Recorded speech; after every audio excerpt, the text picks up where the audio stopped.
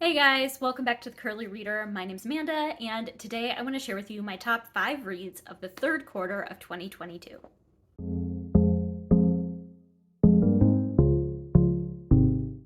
Okay, so let's get into this. These are my top 5 reads from July, August, and September of 2022. Kind of as I reflect back on the last 3 months, what are the 3 books that stuck out to me the most? This is a little bit of a unique list in that there's a thriller, there's a romance, there is a literary fiction, there's a classic, there's a contemporary, and then there's a middle grade. So lots of variety, but no historical fiction, which is kind of interesting. So I only say that because historical fiction is kind of my go-to genre, and there's none of that here. So let's first talk about the middle grade books that I loved.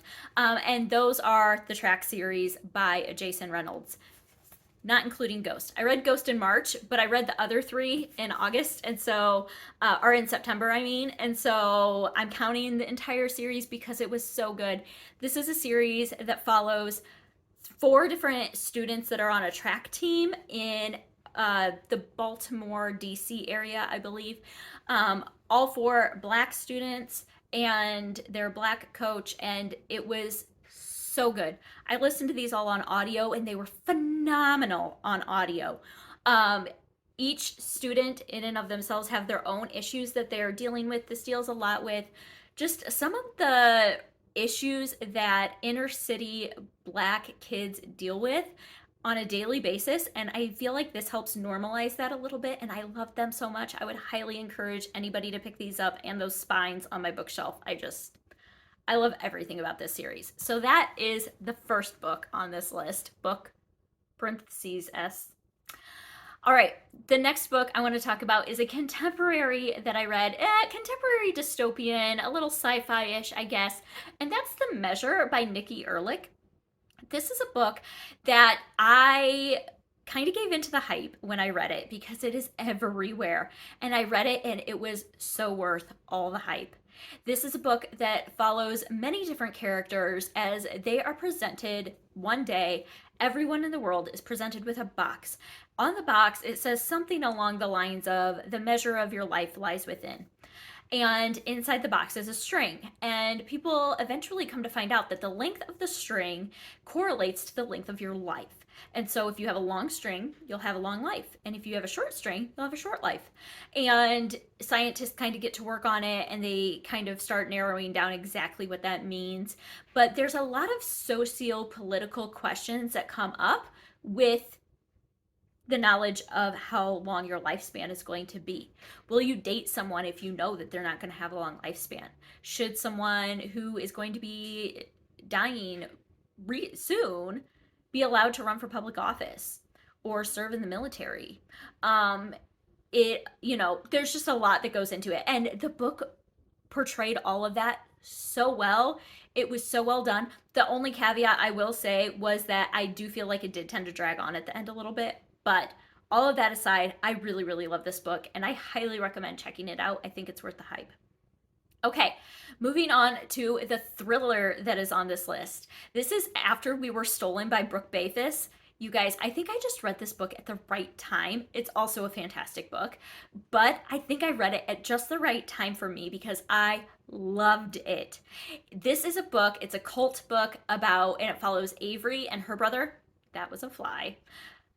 And it follows Avery and her brother Cole as they live on in this commune on this compound, let's say. And then one day their family home burns to the ground and they escape. And they come to find out some things about their lives that they didn't know before. And it kind of puts a spin on things and throws them for a loop. And it just kind of follows them as they learn how to acclimate to life outside of the compound. And it was so good. I will say again, the audio narration for this was phenomenal. I loved it so much. I think that the narrator did such a great job. So I would highly recommend checking this one out on audio as well. And this was a debut novel for Brooke Bayfus, and I cannot wait to read what she comes out with next.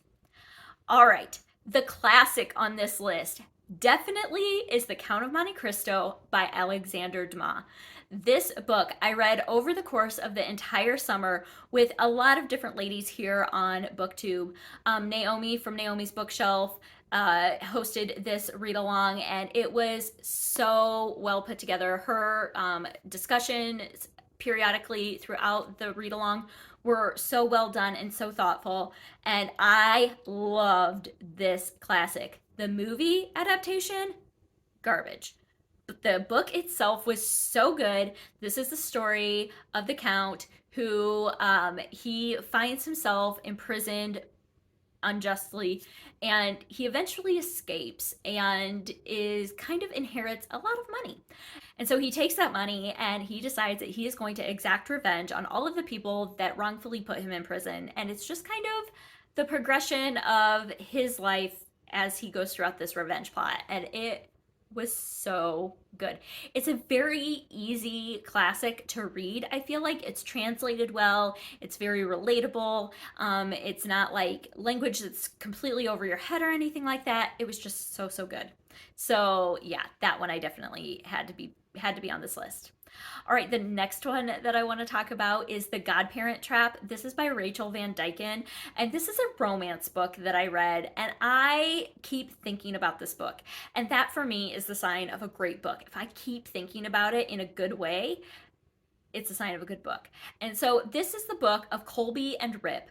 Colby's best friend and Rip's best friend were married and passed away and left their children to Colby and Rip. Colby and Rip do not get along at all.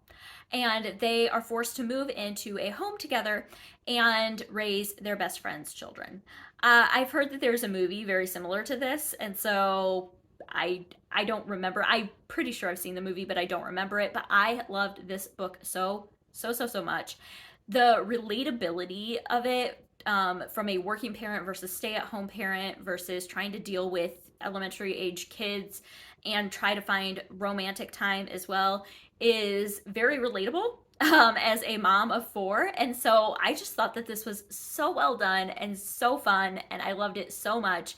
And so it ended up going on this list. I will say there is some open door romance. There is definitely some language in here. So if those are things that you are opposed to, maybe skip this one. But otherwise, I really enjoyed this one. And then the last book that I want to mention is an honorable mention, and that's because it didn't quite make this list, but I still wanted to mention it because I really loved it.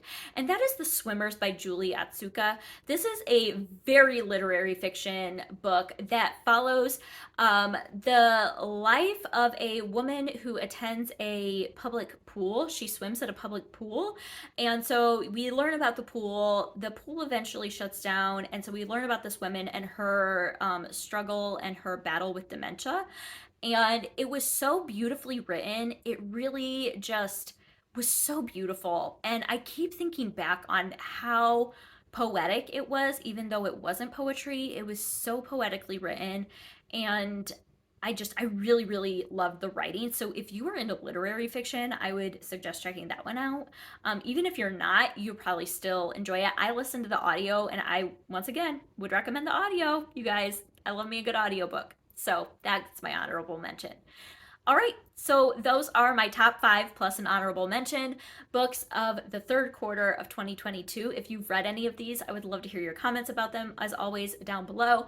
Also, let me know what some of your favorite books of the last quarter were, and that's going to do it for today. So I hope that you enjoyed this. I hope that you stick around and subscribe, and until next time, see ya.